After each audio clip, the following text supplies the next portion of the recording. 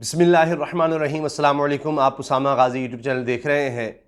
पाकिस्तान को, पाकिस्तानी अवाम को हर सूरत रिलीफ देना है, ये फ़ैसला अब कर लिया गया है और वज़ीर ख़जाना इस पर अब हर सूरत बज़िद हैं कि जिस तरह से इससे पहले मामला चलते रहे हैं, यानी IMF की बातें मानी गई हैं, अब इस तरह से नहीं हो सकता। और शौकत तरीन साहब ने वाज़ेह ऐलान कर दिया है। IMF का क्या जवाब आया इस पर हम बात करेंगे तफसील से और किस तरह से रिलीफ दिया जाएगा। और अब ये जो बजट आ रहा है इसके बारे में मैं आपको बता दूं कि क्या इसमें बड़ी चीज़ हो रही है और कितने लाख रोज़गार के मौके पैदा करने की कोशिश की जाएगी। फिर इस बजट में टारगेट क्या रखा जा रहा है मुआशी ग्रोथ का, ये सब मैं आपको बताऊंगा। लेकिन सबसे पहले मैं डॉलर पर बात करना चाह रहा हूं, क्योंकि मुझे नहीं याद कि पहले कभी इस तरह से हुआ हो कि 1 अरब डॉलर पाकिस्तान ने कर्जा वापस किया हो, कमर्शियल जो लोन था वो वापस किया हो। अभी हालिया चंद दिन पहले की बात मैं आपको बता रहा हूं, 1 अरब डॉलर वापस किए हैं। तो नेचुरली होगा कि आपको जब 1 अरब डॉलर वापस करेंगे, और वो भी ऐसा मुल्क, पाकिस्तान जैसा मुल्क जिसके पास बहुत कम है डॉलर, ज़र मुबादला के ज़खायर हमारे कोई बहुत ज़्यादा नहीं है, तो 1 अरब डॉलर आप कम करेंगे तो यकीनन फिर आपके रुपए की कदर बहुत तेज़ी से गिरेगी और डॉलर फिर कदर में उसकी इजाफा होगा, क्योंकि आपके पास कमी होगी है डॉलर की। तो जब डॉलर की कमी होगी उसकी वैल्यू बढ़ जाएगी।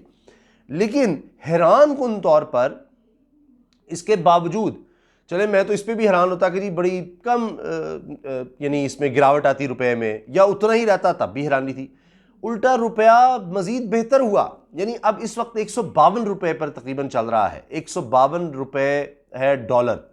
तो ये बड़ा ज़बरदस्त है कि तकरीबन 2 साल पीछे की सतह पर इस वक्त यानी रुपया बरकरार है। 2 साल पहले रुपया इस सतह पर था, या रुपये और डॉलर की जो कीमत चल रही थी वो ये थी कि 152 रुपये में आपको डॉलर मिल रहा था। तो ये बहुत बड़ी बात है, क्योंकि जब ये स्टेबिलिटी होगी, और स्टेबिलिटी भी रुपये की इस तरह की कि आपने मसनूई नहीं पैदा की गई, जो IMF की शर्त थी फ्री फ्लोट के नेचुरल मार्केट में कि जिस हिसाब से डिमांड है, सप्लाई है, उस लिहाज से हो। अब रमज़ान मुबारक के आखिरी दिनों में ज़ाहिर है कि रेमिटेंसेस में भी बेहतरी आई, यकीनन ये एक वजह होगी, ईद का सीज़न है, उस वजह से भी लोग फोर्सी कर रहे थे। अगरचे लॉकडाउन की कैफियत है, उसके बावजूद अल्हम्दुलिल्लाह अल्लाह का बड़ा फजल और करम है। अब इससे बराह रास्त महंगाई को कंट्रोल करने में मदद मिलती है। इससे बराह रास्त होता यह है कि आपकी मईशत को सहारा मिलता है और आपके कर्जे बहुत कम हो जाते हैं। आप यूं समझिए कि 1 रुपया अगर डॉलर नीचे जाएगा तो आपके तकरीबन 150 अरब रुपए का कर्जा कम हो जाएगा 1 रुपए के फर्क से। तो इसी से आप अंदाजा लगाएं कि डॉलर की कीमत नीचे जाना या इसको कंट्रोल में या स्टेबल रहना, ये कितनी बड़ी बात है, कितनी बड़ी चीज है। अच्छा, इसके साथ अब बात कर लेते हैं IMF की। अच्छा, IMF ये चाह रहा था कि पाकिस्तान ज्यादा से ज्यादा टैक्स इकट्ठा करे और टारगेट बहुत ज़्यादा बढ़ा दिए गए थे।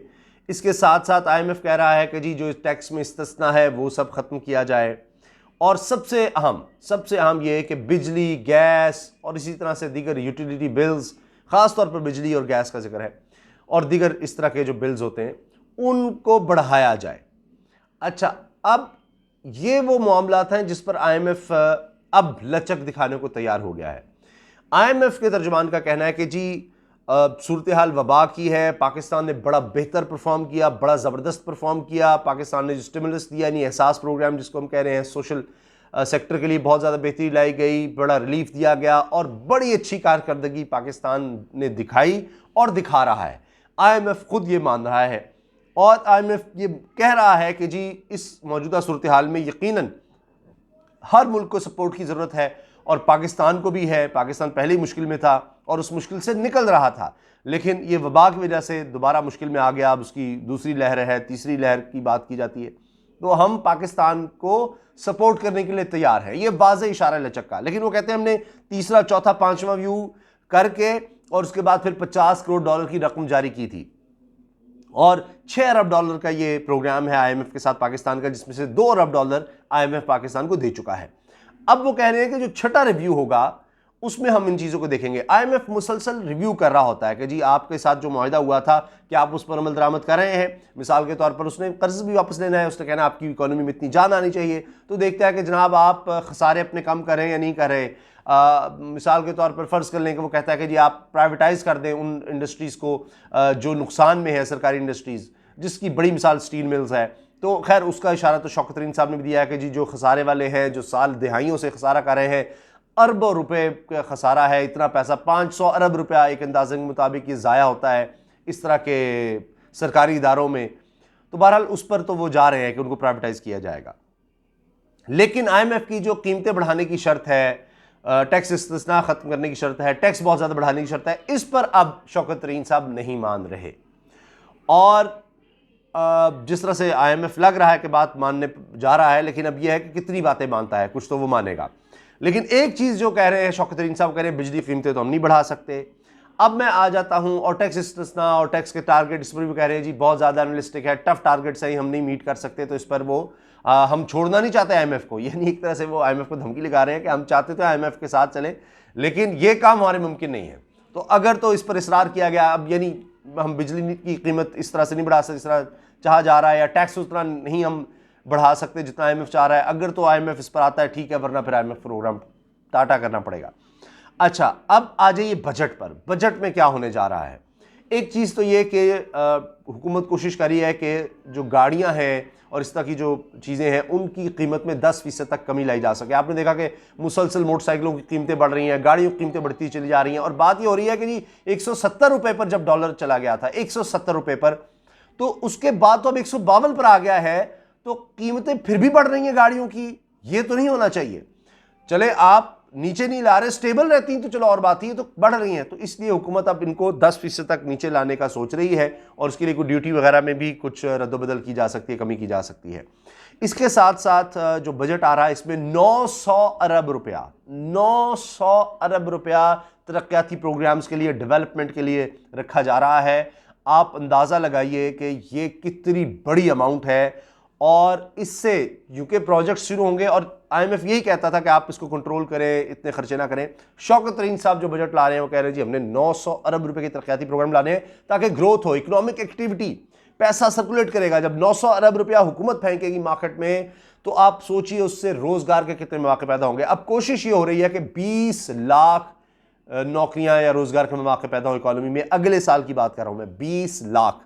इसके साथ शौकत तरीन साहब कह रहे हैं कि जी हमने 5% ग्रोथ पर जाना है, 5%। अब प्रेडिक्शंस तो ये थी कि पाकिस्तान की ग्रोथ मनफी होगी खुदा न खास्ता, लेकिन फिर अल्हम्दुलिल्लाह पाकिस्तान की ग्रोथ बेहतर गई, यानी पॉजिटिव में गई, और मईशत उससे बेहतर परफॉर्म किया। रेमिटेंसेस ने तो बहुत ज़्यादा बेहतर परफॉर्म किया। इसी तरह लार्ज स्केल मैन्युफैक्चरिंग जुलाई से मार्च तक 9% इसमें ग्रोथ देखी गई है, 9% ग्रोथ, यानी जिसमें कार मैन्युफैक्चरर्स हैं, जिसमें अद्विया साज कंपनियां हैं, जिसमें स्टील आयरन सेक्टर है, जिसमें खुराक से जुड़ा सेक्टर है, जिसमें आपका टेक्सटाइल सेक्टर, यानी जितने भी वो सेक्टर, बड़ी सनतें जिनको कहा जाता है, जहां पर ज़्यादा लोग रोज़गार जुड़ा हुआ है, जहां पर ज़्यादा लोग नौकरियां करते हैं, वो लार्ज स्केल मैन्युफैक्चर में 9% ग्रोथ देखी गई है।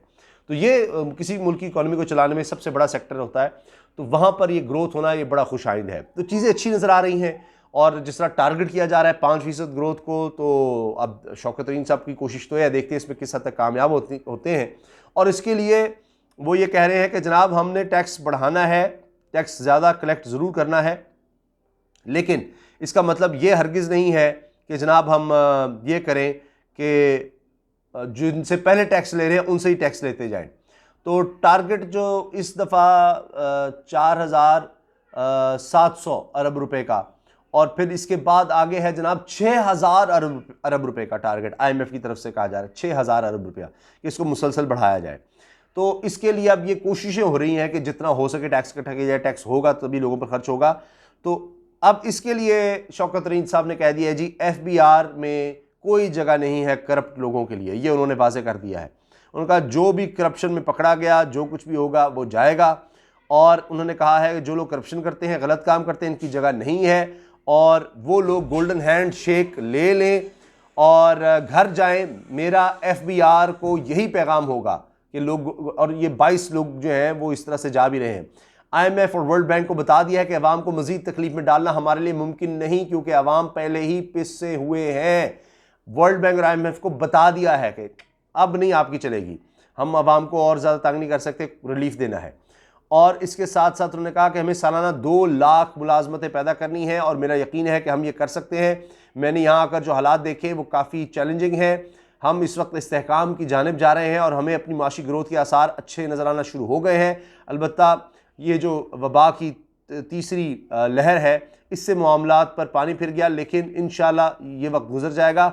और इन्होंने कहा कि IMF वर्ल्ड बैंक से बात मेरी हुई है और मैंने इनको कहा है कि हम आपकी चीज़ों पर ज़रूर अमल करेंगे, लेकिन हमें कोई मुतबादिल इस्तेमाल का इख्तियार तो दें।